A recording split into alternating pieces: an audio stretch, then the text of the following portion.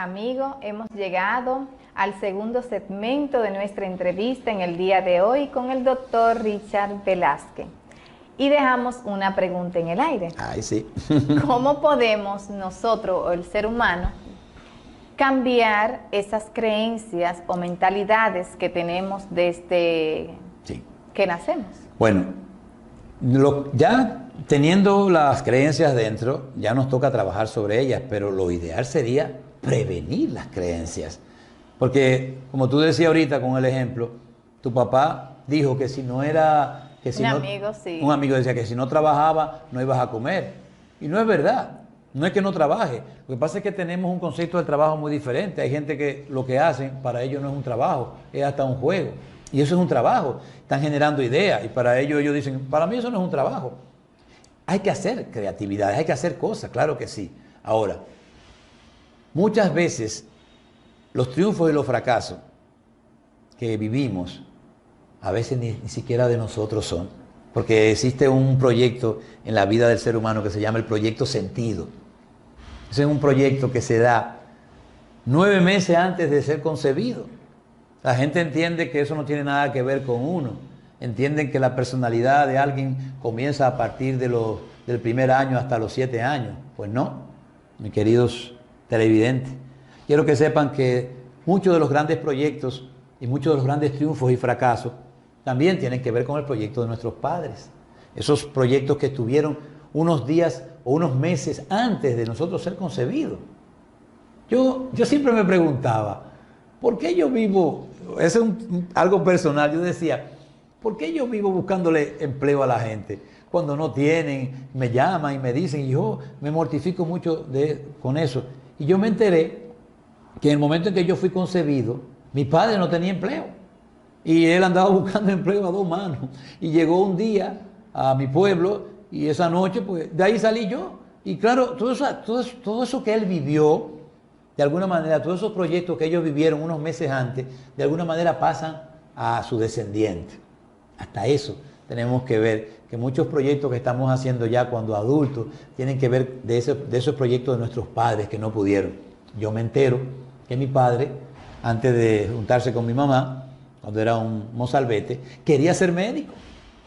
Y yo decía, yo estudié medicina porque yo quería estudiar medicina. Y resulta que mi padre quería ser médico y no lo pudo conseguir. Y se metió, o sea, se inscribió en la Marina de Guerra y entró a la Fuerza Armada. Y ahí se hizo enfermero. Y como no pudo concretizar su historia médica, mi hermano mayor y yo estudiamos medicina. ¿Qué cosa tiene la vida? Y después yo me entero de eso, creyendo que era una cosa que yo había elegido. A veces son muchos proyectos de uno. Y bueno, gracias a Dios, yo me alegro porque para mí ha sido una profesión que yo lo hago con mucha pasión y no lo estoy haciendo de una manera como obligatoria, pero hice conciencia de eso, de que realmente muchos proyectos, y cuando uno fracasa, a veces no son de uno. Entonces hasta eso hay que tomar en cuenta. Los fracasos hay que tenerlos muy en cuenta para uno ver dónde yo tengo que hacerle clic para aprender la gran experiencia de un fracaso y poder entonces llegar al triunfo. Ese triunfo completo, no solamente que me vaya bien económicamente, sino que me sienta bien físicamente, energéticamente, emocionalmente, mentalmente y espiritualmente, que sería el verdadero triunfador.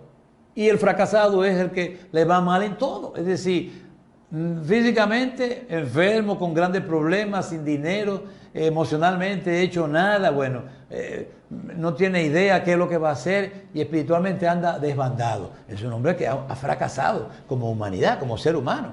Pero no quiere decir que se quede ahí. Muchos de esos han podido, cuando tocan fondo, logran despegar física, emocional y con las ayudas y con los cursos, con los talleres también, o sea, logran despegar. Entonces, es bueno que sepamos que esas creencias nacen ahí. Luego la madre, cuando nos tiene en el vientre, comienza a vivir experiencias de escasez, experiencias de fracasos, experiencias de si va a conseguir, y si en el ambiente hay un problema, hay una guerra civil, o hay un hambre, o hay un problema en el país. Todo eso la madre se lo transmite al niño dentro del vientre, más sus propias debilidades de escasez que trae. Porque ahora cómo voy a hacer, acabo de tener un hijo y ahora embarazada con otro, a ver cuando llegue cómo vamos a sobrevivir. Todos esos elemento el niño lo graba. Cuando nace, dependiendo de la forma en que nazca, que eso es todo un tema, un capítulo, si nace por cesárea, si nace por un parto normal, un parto inducido, un parto de narga, un parto de pie, un parto con incubadora, un parto con force, o sea, dependiendo de la forma en que nazca también condiciona a ese niño para el futuro. Entonces tú lo ves que son partos que se tardan muchísimo en salir. Pues esos niños después ustedes lo ven que para triunfar tardan mucho tiempo para triunfar porque se tardan. O a veces son partos rápidos, ustedes lo ven que son animados para hacer rápido. Es decir, que todo tiene una connotación luego en la personalidad. Luego viene los primeros 6, 7 años, donde se forma esa personalidad ya basado en la educación, basado en la genética, por supuesto, y basado en las circunstancias que vive. Entonces, basado en eso forma una personalidad. Ya a los 7 años, ya no busque que ya va a ser ya lo que está ahí almacenado, él lo va a desarrollar. Entonces, a partir de ahí, si tuvo creencias de escasez, si tuvo creencias limitativas, es que ese muchacho va a ser bruto, no va para ningún lado. Si le graban, si le dan, si tiene impactos emocionales, si tiene grandes experiencias traumáticas en la familia, para triunfar le va a costar más tiempo. Entonces esas grabaciones quedan en el inconsciente. ¿Qué pasa con el inconsciente, amigos televidentes? Que el inconsciente nos maneja en un 95%. Nosotros apenas en un 5 o un 3% es lo que aparentemente uno maneja. Es como este es el lugar donde estamos grabando. Esto sería el consciente y todo el país el inconsciente. Entonces la fuerza nuestra es muy pequeña. Tenemos que trabajar con el inconsciente para que estas creencias, que hablaremos a través de qué técnica, como son las grabaciones o lo que llaman los pensamientos positivos, quedan grabados para que podamos luego en el futuro tener triunfos. Y tendremos fracasos, por supuesto, pero esos fracasos harán que nosotros logremos nuevos triunfos con el tiempo. Entonces, las grabaciones deben comenzar desde antes de nacer, desde antes de la concepción, desde el vientre, comenzar a grabarle experiencias positivas al niño. Un niño, tú serás un niño inteligente, un niño amable, todo será fácil para ti. Hay toda una técnica de grabaciones para que el niño venga con otras posibilidades, porque somos seres infinitos con infinitas posibilidades y no hemos explotado el gran potencial. Entonces imagínate, después que nacen, y si es una familia numerosa, y si a él le toca hacer el número 5, 6, es uno más de los tantos. Entonces tenemos que mirar que la concepción, el vientre y el parto son lugares estratégicos para hacer cambiar esas programaciones que tenemos, que han depositado en nosotros, de que somos fracasados, de que no vamos para ningún lado, que no servimos. Mucha de esa gente que hemos mencionado ahorita fueron así, fueron gente que, señores, Isaac Newton, no daba para nada, vamos, que siga, los mandaron a una granja, porque, es decir, seres que fueron, ¿cómo se llama? Albert Einstein, que iba a ser retrasado. Por Dios, fíjense cómo salieron hacia adelante, porque tuvieron un aporte de la familia, un aporte de personal que le ayudaron a seguir adelante.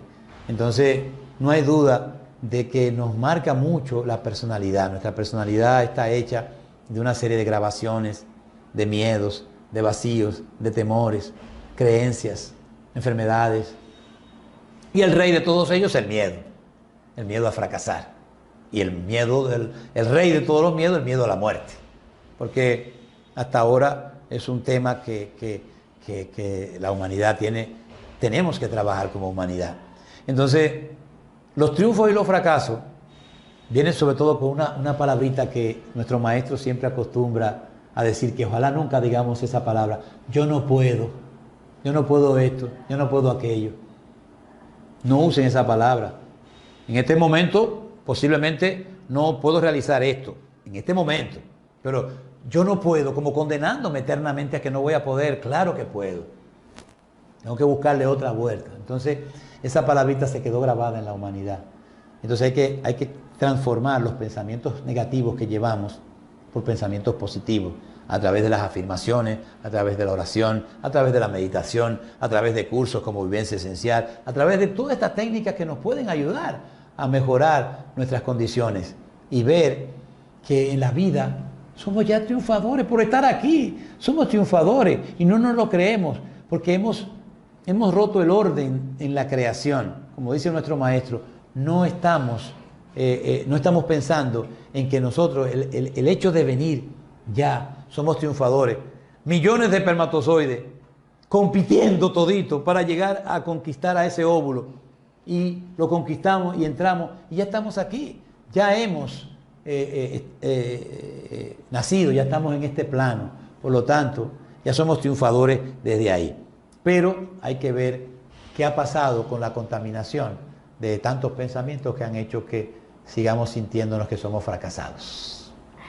Doctor Velázquez, nos gustaría que después de esta pausa nos hable quién realmente o quién se produce el triunfo y el fracaso. Okay. Bien, mis queridos amigos, seguimos con nuestra entrevista en el día de hoy con el doctor Richard Velázquez y dejamos la pregunta en el aire.